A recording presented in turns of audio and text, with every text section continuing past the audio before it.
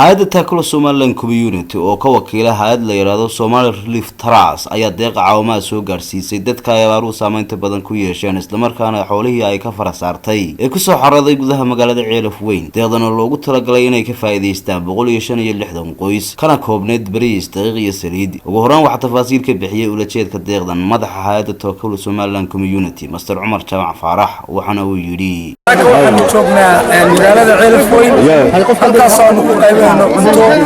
ilaa 165 oo magaalada Ceelaf Weyn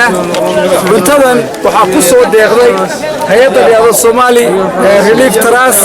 oo saldhigood ee wadanka Denmark dadka ayaa iska soo ururiyay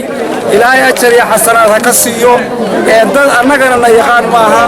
idinkana idinba yaqaanaan dar ilaahay bay sadaqada u soo direen ilaahay waxaanu ka baryeynaa inuu miisaadka xasanaadka ugu daro ajar ilaahay ka siiyo waayo muslimiinta u soo direen idinma garanayaan qabiilada laba aha waa dad ka damqaday abaaraha iyo xanuunka dadka soo gaaray dabadeedna caawimadaas ay degdeg u gaarsiiya shalay ugu soo caraayo lahaay wali dadkina waa baahan yahay cuntadina ma idin qaybin waayo muddawigaanu ku jiray aad baan ugu mahadcelinaynaa Somali Relief Trust oo cuntada soo dhiibtay sidoo kale waxa iyaguna dhankooda uga mahadnaqay raashinkan caawimada ah ee ay soo gaarsiisay hay'adda taakulo maayarka degmada Ceelaf Weyn Cabdiraxiin Yuusuf Axmed iyo qaar ka mid ah xildhibaanada golaha deegaanka degmada Ceelaf Weyn waxaana yiraahdeen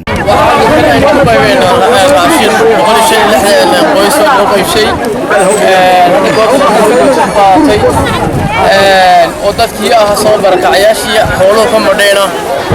insha Allah waxaan mahad gaar u celinaynaa oo leena ilaahay miisaanka xasanaadka haydinku bixiyo Somali Relief Trust oo u soo dhibtay hay'adda